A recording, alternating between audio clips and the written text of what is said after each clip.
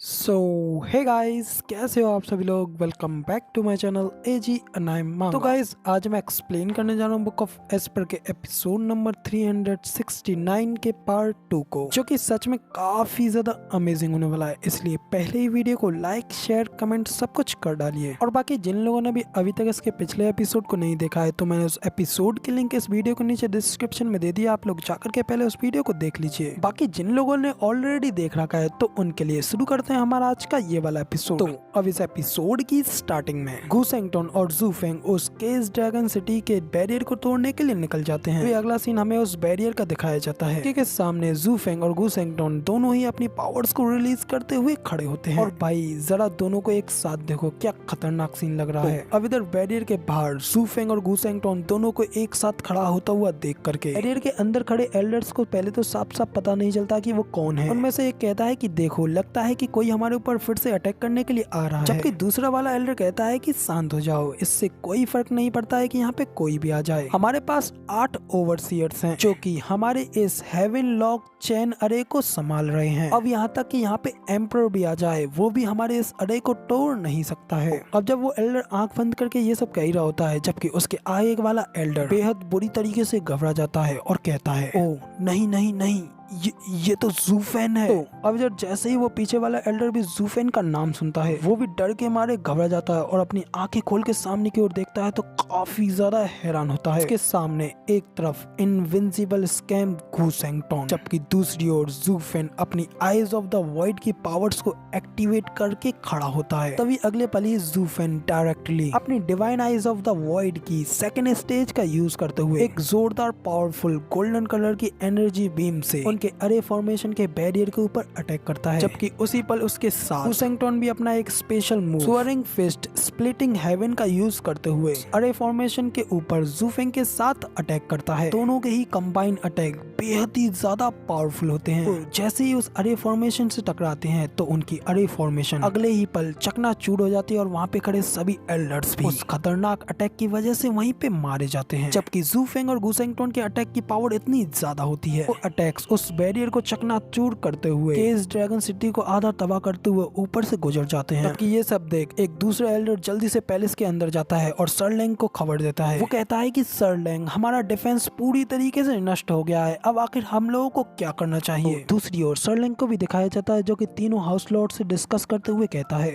अब आखिर हमें क्या करना चाहिए। अपने आप को सरेंडर करना ही अब हमारे पास एकमात्र आखिरी होप रह गई है, क्योंकि उसके अलावा हमारी आखिरी उम्मीद सिर्फ स्टेट लॉर्ड ही थे। और अब चूंकि मैंने अभी अभी जूफेन के बारे में सुना है, तो इसका साफ साफ मतलब यही है कि अब स्टेट लॉर्ड नहीं रहे। तो अब आप लोग ही बताएं कि अब इसके अलावा हम लोग क्या कर सकते हैं। सरेंडर, हाँ, अब हम लोगों को सिर्फ सरेंडर ही करना रह गया है। तो अब इधर सर लैंग के मुंह से भी सरेंडर की ये बात सुन करके बाकी के तीनों हाउस लॉर्ड्स भी काफी ज्यादा हैरान हो जाते हैं और कहते हैं कि क्या कहा, सरेंडर। इधर दूसरी ओर वो दूसरा एल्डर भी ये सुन करके काफी हैरान होता है, लेकिन फिर वो साथ ही सर लैंग के ऑर्डर्स को मान लेता है। वापस सरेंडर की तैयारी करने के लिए वहाँ उस रूम से चला जाता है। जबकि दूसरी ओर वैली लॉर्ड ये सब देख गुस्से में अपने मन में कहते हैं कि मैं रीजन स्टेट में इसलिए शामिल हुआ क्योंकि मैं जूफेन से मेरे होम को डिस्ट्रॉय करने का बदला लेना चाहता था, लेकिन अब यहाँ तक रीजन स्टेट भी खुद उसके सामने पूरी तरीके से हार गई है। तो अब जब वैली लॉर्ड ये सब सोच रहे होते हैं, जबकि दूसरी ओर हमें दिखाया जाता है कि इस तबाही के बाद जू फेंग और गू सेंगटोन अभी भी एकदम बैडस तरीके से उनके सामने खड़े होते हैं। तभी जू फेंग अपने सभी लोगों को ऑर्डर्स देते हुए कहता है कि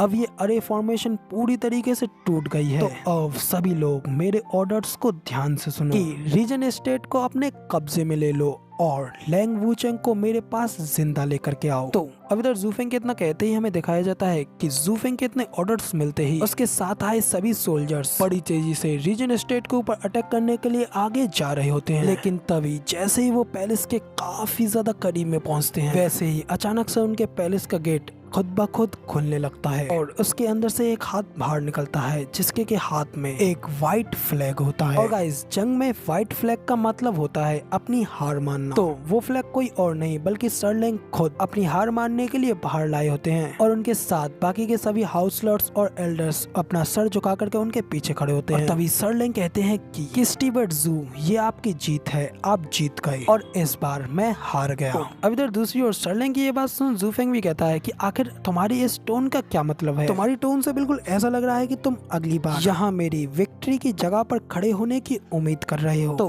जूफेंग की ये बात सुन सर्लिंग भी घबराते हुए कहते हैं कि नहीं, फिर कभी भी नहीं। मैं अब आपके हाथों कम्प्लीटली हार चुका हूँ और अब मैं आपको कभी भी फिर दोबारा फेस करने की हिम्मत नहीं कर पाऊंगा। मैं तो बस ये जानने की कोशिश कर रहा हूँ कि क्या आपने जो मुझे पहले एक रोड पास दिया था, क्या वो अभी भी वैलिड है? तो जूफेंग कहता है कि हाँ, मेरे शब्द ही मेरी वॉन्ड हैं। तो सर्लिंग कहते हैं कि अगर ऐसी बात है तो रीजन स्टेट के बचे हुए सारे लोग आपकी ही देखभाल में रहें और मुझे आशा है कि आप भी मुझे इसी तरीके से स्वीकार करने के लिए उतने ही ज्यादा इनफ दयालु होंगे। तो अब इधर सर्लिंग की ये बात सुनते ही बाकी के सभी हाउस लॉर्ड्स और बाकी के सभी एल्डर्स काफी ज्यादा हैरान हो जाते हैं। लेकिन इसी के साथ हमारा ये वाला एपिसोड यहाँ पे पूरी तरीके से कंप्लीट हो जाता है और अब इसका अगला एपिसोड आप लोगों को अगले हफ्ते देखने को मिलेगा। फिलहाल वीडियो पसंद आई हो तो यार एक लाइक कर देना, साथ ही कमेंट करके जरूर बताना कि आपको हमारा ये वाला वीडियो का एक्सप्लेनेशन कैसा लगा और ऐसी अमेजिंग वीडियोस को देखने के लिए चैनल को सब्सक्राइब करना बिल्कुल मत भूलना। शुक्रिया।